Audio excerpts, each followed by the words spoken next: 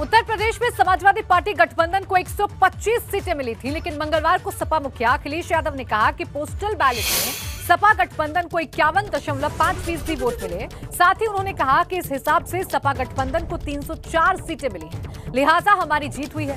अखिलेश यादव ने मंगलवार को पोस्टल बैलेट का भी मुद्दा उठाया। उन्होंने कहा कि पोस्टल बैलेट चुनाव का सच बयां कर रहा है।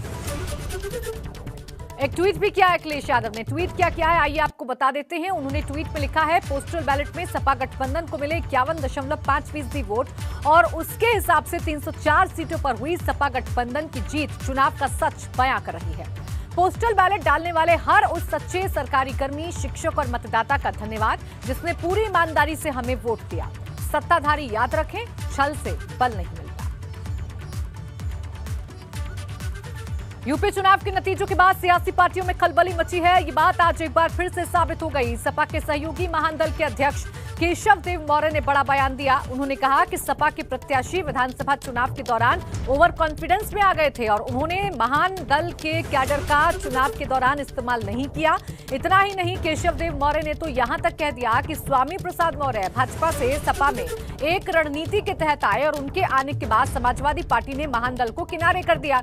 अगर ऐसा नहीं हुआ होता तो आज तस्वीर दूसरी होती। बताया जा रहा है कि केशव देव मौर्य ने दावा कर दिया है कि गठबंधन में अहमियत नहीं मिली तो वो दूसरे विकल्प पर चर्चा करेंगे। मैं ये कह रहा हूँ, समाजवादी पार्टी के प्रत्याशियों के द्वारा महान दल कैडर का, महान दल के समर्थकों को इस्तेमाल कम हुआ।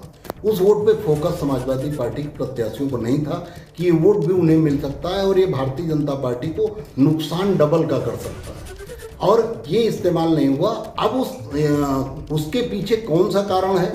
केवल ओवर कॉन्फिडेंस हुआ कि हम तो जीत रहे हैं, हमें ज़रूरत नहीं मेहनत करने की।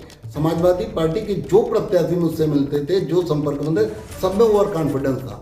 और मैं ये कह रहा हूँ, रणनीतिक चाल हो सकती है कि स्वामी प्रसाद मौर्य जी को भेज के और प्रत्याशियों को और ओवर कॉन्फिडेंस किया जाए, और ओवर कॉन्फिडेंस किया गया। और जब तक स्वामी प्रसाद मौर्य जी नहीं आए थे, महान दल का इस्तेमाल हो रहा था, महान दल के लोगों को पूछा जा रहा था, महान दल के पदाधिकारियों से वोट के बारे में जानकारी ली जा रही थी, कहाँ कितना वोट है। और जब स्वामी प्रसाद मौर्य जी आए तो समाजवादी पार्टी के जितने भी प्रत्याशी थे वो ओवर कॉन्फिडेंस में आ गए। उन्होंने महान दल को एकदम किनारे रखा, उनका इस्तेमाल नहीं हुआ। और महान दल का इस्तेमाल हुआ होता तो दो फायदे होते। एक तो समाजवादी पार्टी का वोट बढ़ता और दूसरा भारतीय जनता पार्टी का नुकसान होता, क्योंकि 2017 में ये पूरा का पूरा वोट भारतीय जनता पार्टी में गया था।